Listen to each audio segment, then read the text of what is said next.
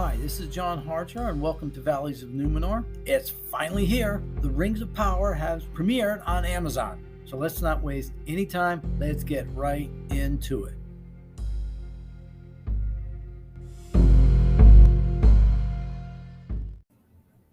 Episode 1 B. The Premiere. So after months of targeting September 2nd as the premiere date, we got not one but two episodes dropped at 9 o'clock at night on September 1st. At least here in the States. Over on the continent further east, it was September 2nd already. So we'll do episode 1 now, and then next time do episode 2. Hopefully get that done by next Friday before the next episode shows up. Before the show starts, you click on the picture on your Amazon Prime page. I'm watching it on a Fire Stick. The name of this episode is A Shadow of the Past. For those of you who've read Fellowship of the Ring, you'll recognize this as the name of Chapter 2 of Book 1.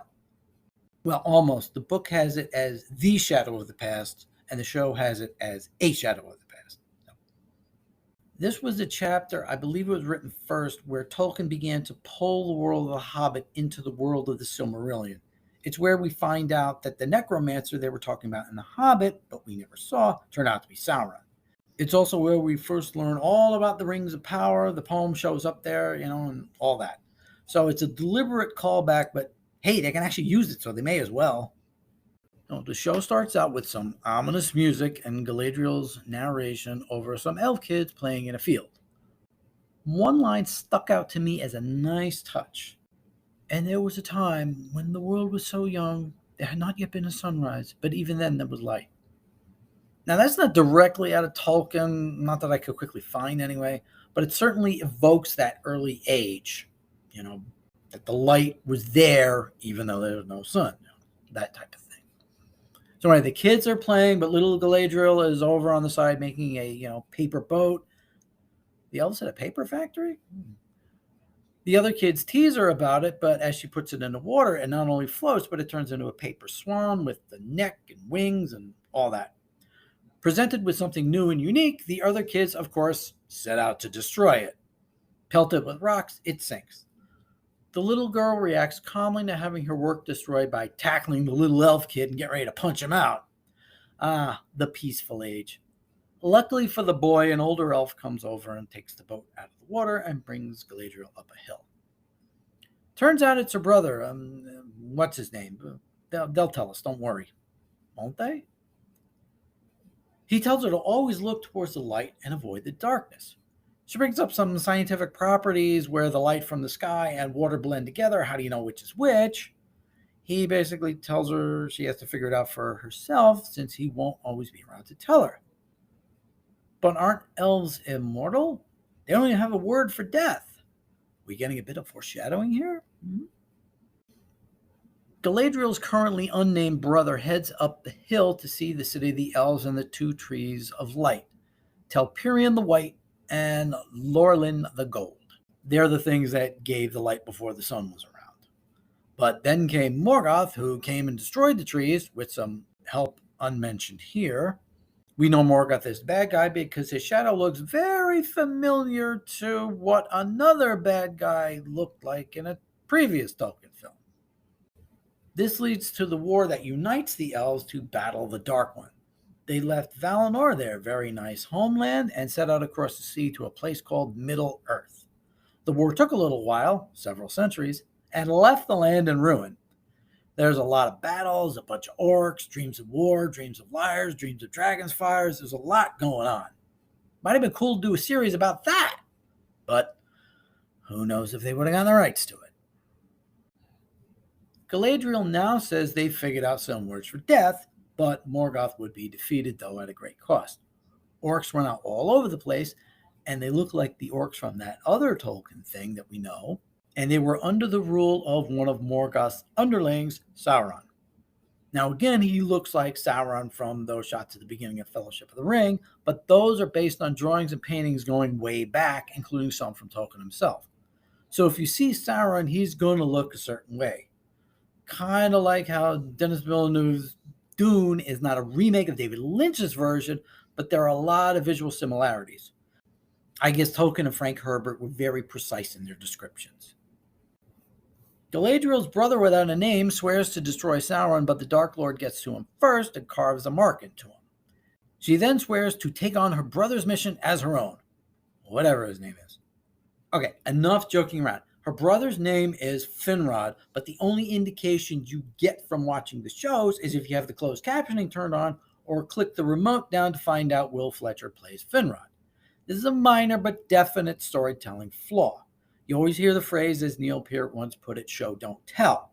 If you're making a movie, TV show, some kind of visual medium, don't have the characters tell you what's going on, put it up on the screen. In this case, they've got that part down, covered in spades. We see the story, however abbreviated, unfold. But we also need to know who we're looking at.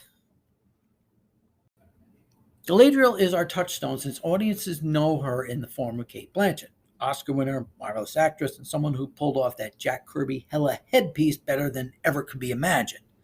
But we need to know the other characters since they're going to be new to us in almost every case. And in this case, it's very important to establish her brother as Finrod. Because if they continued to discuss elves in the early days, Tolkien had a bit of a penchant for using the letter F for his male elves of the First Age. You had Finrod, his father Finarfin, Fingon, Fingolfin, Thenor. It's a little more than confusing. Thankfully, he chose a unique, different letter for the king who we'll meet in a bit, G. Oh, wait a minute. Galadriel leads an army of elves to chase after Sauron, but after who knows how many years, a lot of the elves start to think it's not a problem anymore. But she's determined. She brings her band far to the north. The rest of them want to give up and head back already. Suddenly, in the middle of the snowstorm, I have to believe it was meant to reference the Cadaras scene in Fellowship of the Ring. They see watchtowers on either side of them and a spiky-looking castle in front. She believes it's home of the orcs since the evil won't allow heat to be given off from the torches. They find a hidden room and discover the trident sigil of Sauron. Her underling Thondir reminds her the king never wanted them to go this far. They should really double check with him. Say, what's his name anyway? Out of nowhere, a snow troll appears, killing many of the crew, one of them getting close to giving the first Wilhelm scream.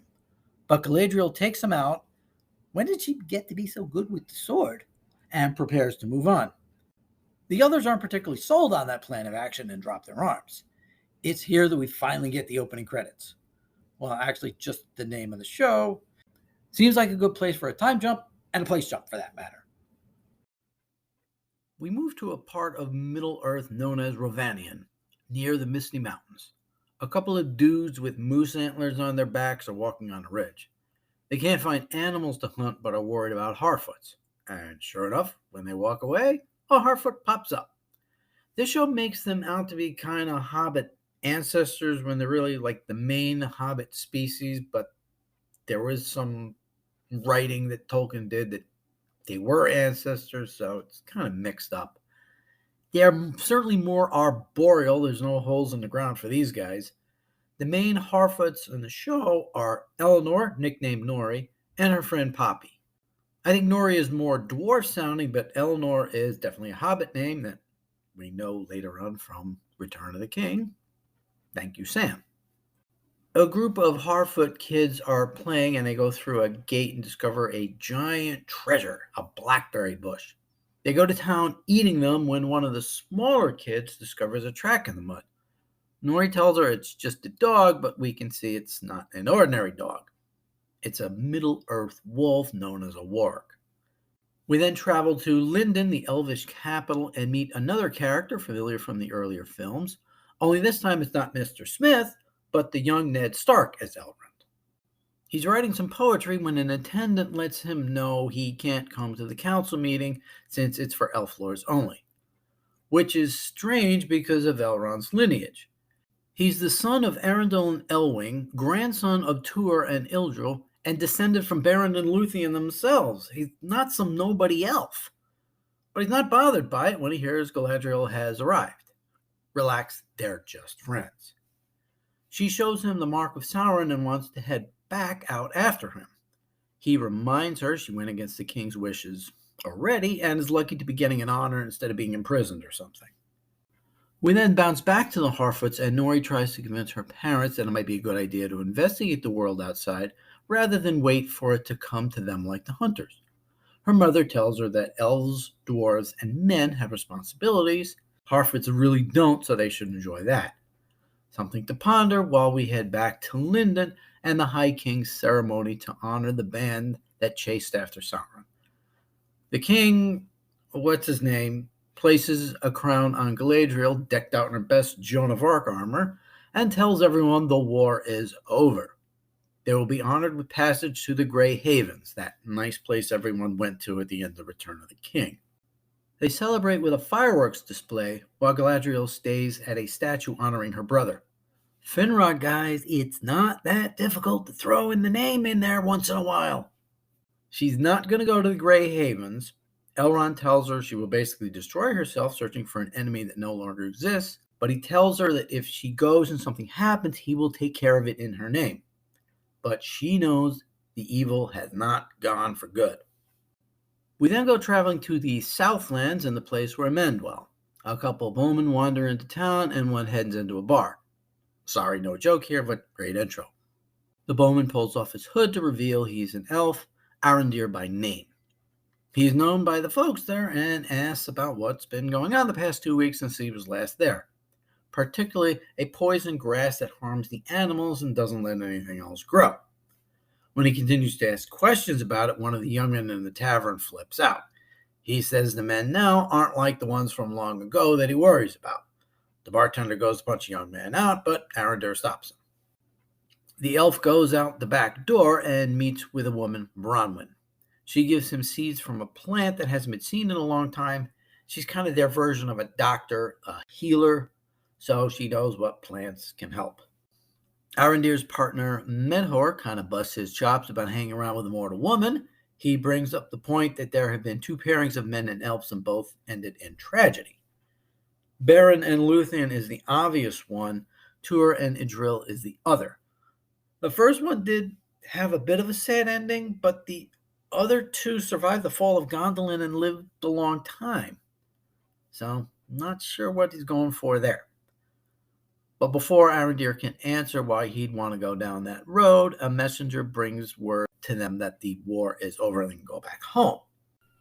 Now, the reason the elves were there in the first place is a large number of men sided with Morgoth during their war during the First Age. So the elves wanted to hang around and make sure they didn't try to do anything like that again. Arondir's commander tells him to be happy he can go home and go back to his fields. Back in the village, Bronwyn and her son Theo are making up some of her concoctions when the elf swings by. We get the usual Lifetime movie moment, there's so many things these 2 need to say to each other, but haven't yet. Then the bartender knocks on the front door with a cow. Hey, if she can heal humans, why not a cow? Arondir checks out the animal and it gives milk that looks like a dark liquid. Well, that's not right. The 2 decide to set off to the east to find out what happened. Theo runs off with a friend to an old barn. There's a loose board on the floor that's hiding something. His friend busts his chops over his mom and the elf, but then they hear a sound and the friend runs out. While he's out, Theo takes out a broken sword from the hole in the ground that lights up with a familiar-looking symbol on it. Something tells me this sword isn't completely broken. The elves in Galadriel's group are on their way to the Grey Havens, while Elrond and the king, whose name we can see in the closed captioning is Gil-galad, he's kind of important. The 2 talk about whether there really still is a shadow lurking over the land. The king then introduces Elrond to Celebrimbor, the famous elven smith. He's given him a new mission, and Elrond will be there to help. That night, the old Harfoot Sadok is looking into the skies and notes that things just aren't right. Nori surprises him and asks what's going on. He just says, as we've seen in the preview, the skies are strange. In the fields, Bronwyn and Arondir discuss how close the people of her hometown, Hordern, were to Morgoth way back when.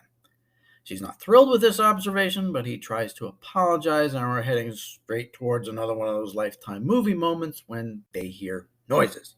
They climb over a hill to see the town on fire. Meanwhile, the elf boat is still on its way to the Grey Havens. The boat kind of looks like the one they took Arthur to Avalon on in Excalibur. The maids on it take the swords out of the soldiers' hands and put them on the ground in front of them, and they then take off their armor. The last thing they need to take is Galadriel's sword she got from her brother. Finrod, guys, Finrod. As they approach the havens, birds surround the ship, showing them the way. The clouds part, and the boat heads towards the havens. It's a beautiful, glowing place, but Galadriel can't take her eyes off the sword. Just at that moment, a meteor streaks out of the sky, traveling so that all of our main characters can see it. It lands right near the dwellings of the Harfoots, right as Galadriel takes the sword and leaps off the ship. A leaf lands at Gil-galad's feet, infected with the black stuff the cow had.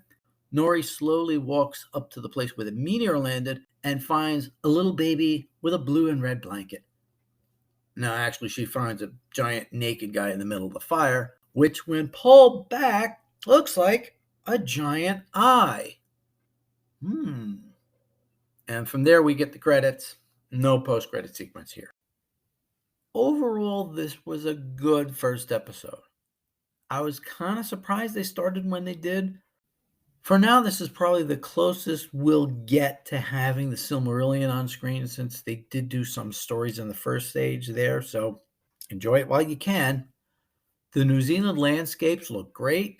Any green screen they did was also well done. It didn't look too fake. Bear McCreary's music fit the scenes and wasn't overly dramatic until it had to be, so in general, some good work there. Now, since they debuted so close to one another, a lot of people are comparing it to House of the Dragon. While on the surface it looks like the two are going for similar ground, I think there's a little bit of a difference.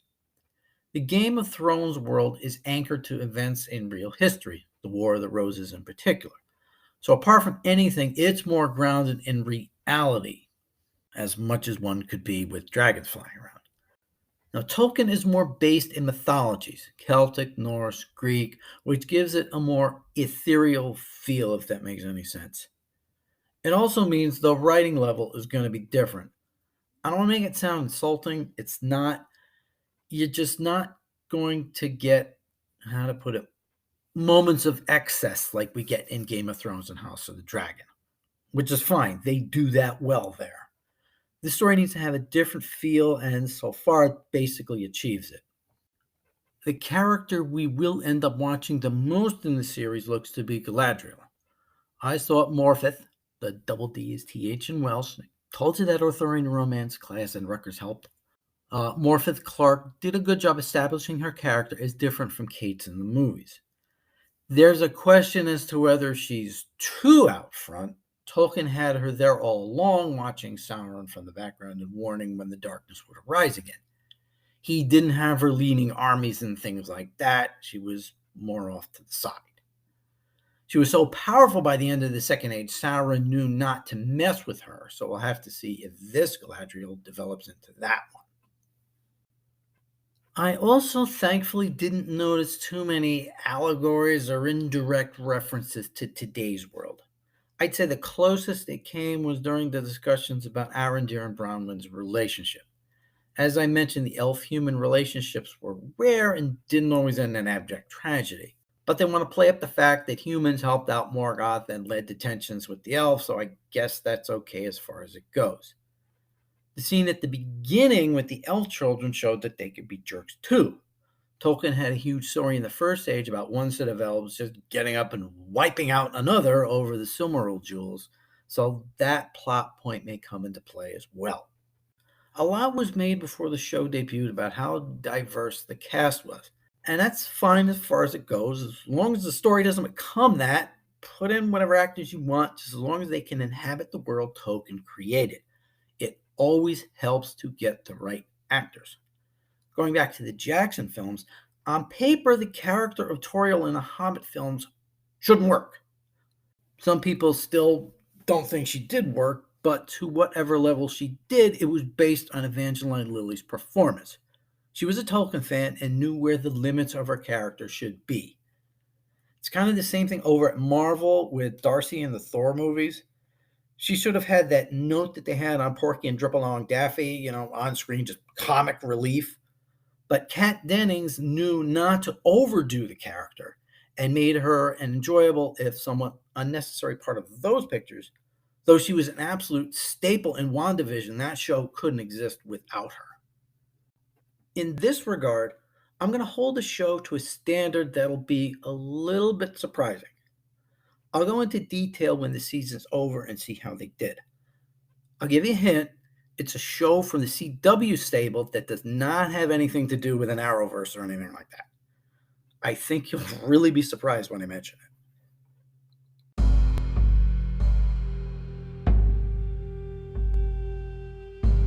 I guess that'll do it for now. If I think of anything else, there's 7 more episodes this season. One's already out.